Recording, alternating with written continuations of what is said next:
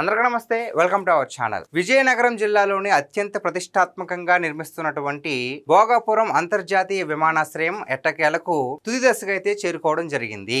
దీనికి సంబంధించి విమానయాన శాఖ కూడా కసరత్తుగా ముమ్మరంగా అయితే పనులు వేగవంతంగా పూర్తి చేయాలని చాలా కసరత్తు అయితే చేయడం జరుగుతుంది. అయితే మొత్తానికి ఈ ఎయిర్పోర్ట్ ఏదైతే అల్లూరు సీతారామరాజు గారి పేరు మీద ఉన్నటువంటి ఈ ఎయిర్పోర్ట్ ఓపెనింగ్ అయితే ఒక ముహూర్తాన్ని అయితే ఫిక్స్ చేయడం జరిగింది. అదే జూలై 5వ తేదీ.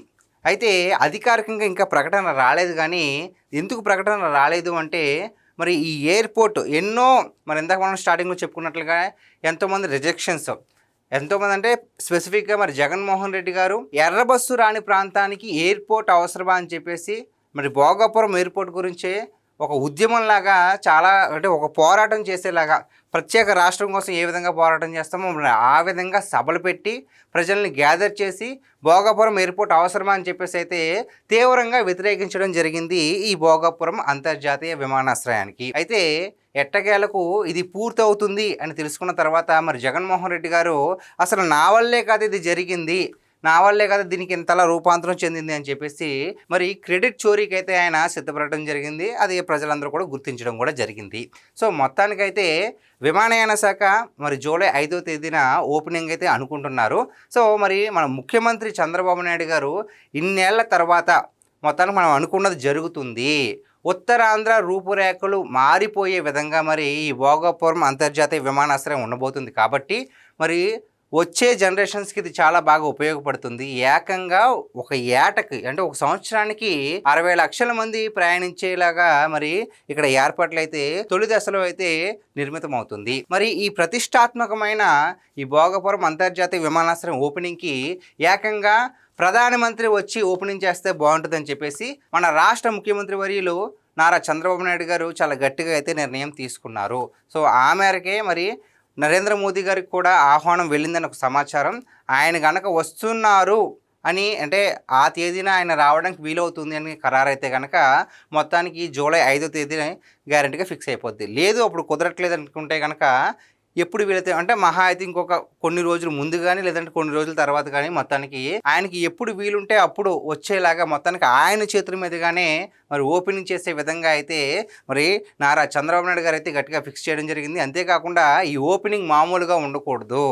ఇన్ని ఆటుపోట్ల తర్వాత ఈ భోగాపురం ఎయిర్పోర్ట్ అయితే ఓపెనింగ్ కాబోతుంది. కాబట్టి సో ప్రతి ఒక్కరూ కూడా రాష్ట్ర ప్రయోజనాలకు ఆటంకం కలిగిస్తే ఏ విధంగా ఇంకా మంచిగా అభివృద్ధి చేస్తాము అని తెలిసి వచ్చేలాగా గ్రాండ్ ఓపెనింగ్ ఉండాలని చెప్పేసి ముఖ్యమంత్రి చంద్రబాబు నాయుడు గారు అయితే గట్టిగా నిర్ణయం తీసుకోవడం జరిగింది.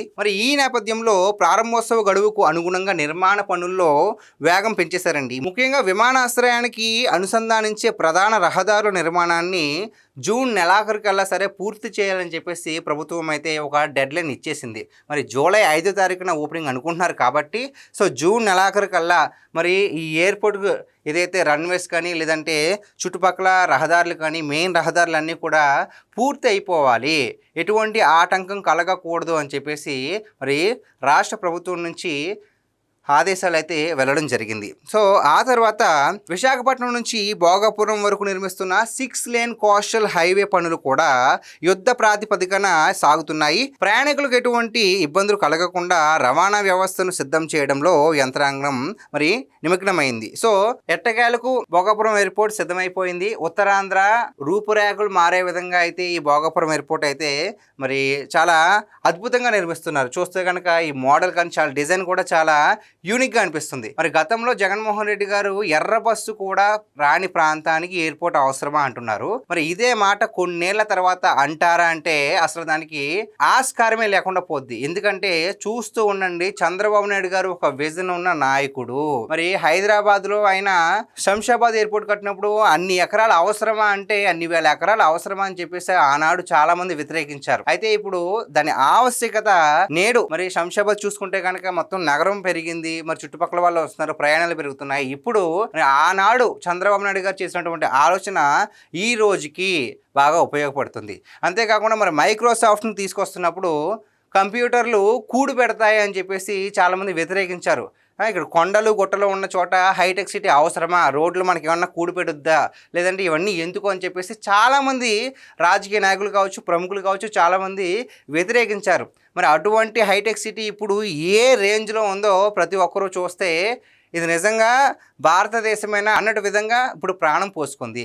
ఆనాడు చంద్రబాబు నాయుడు గారు తన ముందు చూపుతో, తన దార్శనికతతో మరి అంతలా ఆలోచిస్తే నేటికి ప్రతిఫలాలు బాగా అందుతున్నాయి. సో ఇప్పుడు కూడా మరి ఎర్ర బస్సు కూడా రాని ప్లేస్కి ఎయిర్పోర్ట్ అవసరం అన్నారు కాబట్టి మరి కొన్నేళ్ల తర్వాత మరి ఈ అంతర్జాతీయ విమానాశ్రయం ఏదైతే మరి అల్లూరు సీతారామరాజు అంతర్జాతీయ విమానాశ్రయం ఏ విధంగా ఉండబోతుంది అనేది దానికి కొన్నేళ్ల సమయం మాత్రమే చాలు. ఆ కొన్నేళ్ల తర్వాత రిజల్ట్ ఎలా ఉంటుందో ప్రజలు చూస్తారు, వచ్చే తరాలు చూస్తారు, ఇప్పుడున్న తరం ప్రతి ఒక్కరూ చూస్తూనే ఉంటారు. కాకపోతే అప్పుడు వాళ్ళేమంటారంటే ఇది కదా చంద్రబాబు నాయుడు గారి విజన్ అని చెప్పేసి వాళ్ళ నోటుతోనే చెప్పే పరిస్థితి రానున్న రోజుల్లోనే జరగబోతుంది. సో గైస్, ఇది రోజు మన వీడియో. ఈ వీడియో పైన మీ విలువైన అభిప్రాయాన్ని కామెంట్ రూపంలో తెలియజేయండి. Thank you.